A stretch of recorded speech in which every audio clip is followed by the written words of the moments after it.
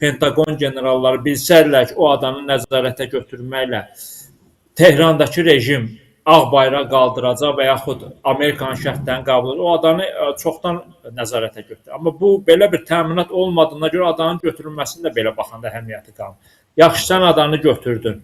İran ora zərbələr vuracaq. Baxmayaraq ki, İran neftinin 90% oradan dünya bazarlarına nəql olunur. SPH generallarını belə məsələlər narahat etmir.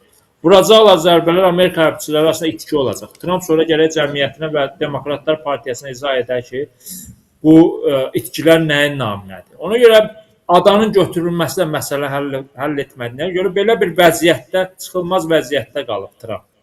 Çıxılmaz vəziyyətdə dayandıra da bilmir, dayandırsa müharibəni danışıq yoxdur. Danışıq olsa müharibəni dayandıra bilər. Amma İranlılar danışığa da maraq göstərmirlər, ağır şərtlər irəli sürürlər Amerikanlar. Danışıq da yoxdur ki, müharibəni dayandırmaq üçün əlinə bəhanəni desin. Amma müharibəni davam etdirməyin də çətinlikləri var. Çünki İrandakı rejim, yenə də deyirəm, çökmür. İndi düzdür, ikinci mərhələdə Amerika və İsrail artıq mülki obyektlərə də zərbələr endirirlər. Halbuki birinci mərhələdə belə zərbələr endirməməyə çalışırdılar. Düzdür, məktəbə vurdular və xeyli şagird də öldü orada.